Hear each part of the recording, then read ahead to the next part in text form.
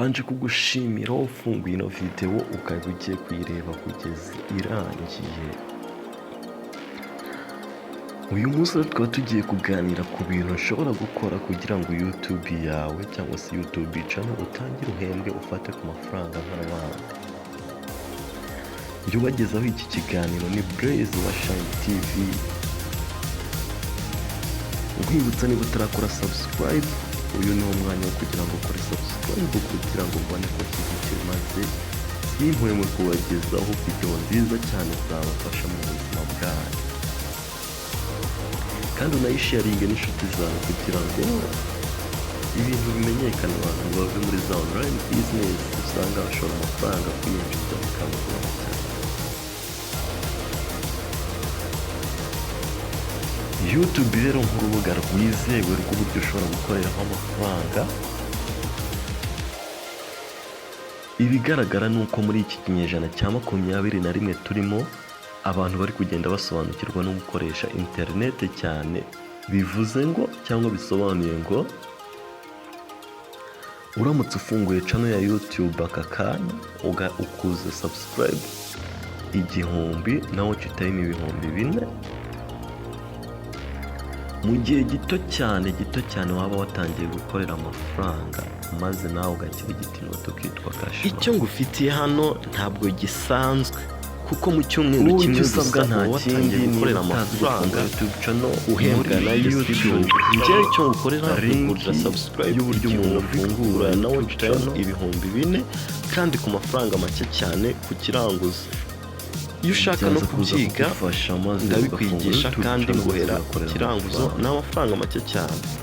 Wowe umuntu ushaka kuzamura social media zawe akaba ari umwanya ushobora kuzuza amafaranga kuri YouTube kuko mu kinyejana cya 21 turimo icyegeranyo cyakozwe cyavuze ko 80% by'abantu batuye isi bazabakoresha internet igihumbi mu buryo bworoshye cyane. Nakoze rero kumva iki kiganiro kandi n'agaciro ufitiye ni system ugeza mu cyumweru kimwe iki kiganiro wujuje. Niba wumva uri proud yandikira kuri number ziri muri screen maze wenda icyo mbabwira nawe utangiye gukorera amafaranga kuri channel yawe. Wenda ino video wenda igihe nayisohora number 1 interpret inikigal wenda nk'abantu barayibona nonaha uze kureba channel yanjye abasabi ifite urebe na video uburyo zibe zihagaze kandi urebe n'igihe nazishyiriyeho uraza kubona harimo itandukanye kandi ndetse nawe umuntu ushaka kugura na YouTube channel yakoze yatangiye guhemba itari yahemba ndahari kugira ngo mufashe. Rero iyo system ifite nandi kubasobanuraho ni uburyo ushobora kuguha watch time 4,000 kaguha na sub 1000 ku mafaranga make cyane. Ni ikiranguzo ni make cyane kandi ndizewe cyane kuko hari abantu benshi nagiye mbikorera. Ntabwo ari wowe wenyine waba ubikoresheje, nawe maze ugatangira gukorera ku mafaranga. Iyo umaze rero kuzuza iyo watch time 4,000 n'izo sub 1000 wowe icyo uhita ukora ni ugukora monetization ukaba umupartners wa YouTube maze amafaranga atangira kwinjira kuri account bitewe na video postinze uburyo yakunzwe. Hari n'ibindi noneho ibintu bya YouTube bitanga amafaranga menshi cyane. Wowe muri utarasobanukirwa na YouTube rwose warahombye ugihemba kwirukanyira muri za online business Kenya, Uganda, usanzwe bitaka hitamo stay and work on YouTube.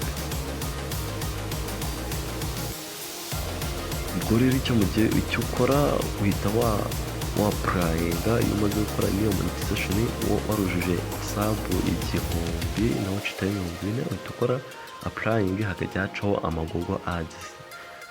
Urugero uzarebe nk'iyo ufunguye video kuri YouTube hakabanza gucaho agatangazo kamamaza. Biriya bintu nabyo bigira amafaranga menshi cyane kurusha n'ibindi byose wari uzi by'ibyo byo kuba video yagize views nyinshi.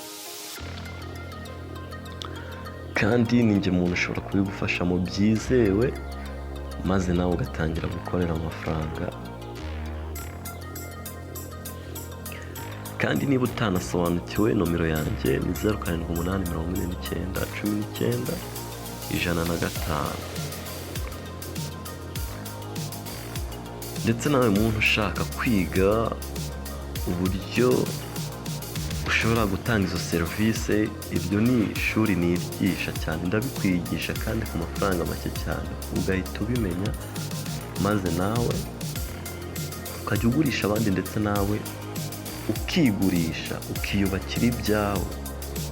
Nk'ubu iyo nkubwiye dufite YouTube channel ngurisha, ntuhita ubyumva se?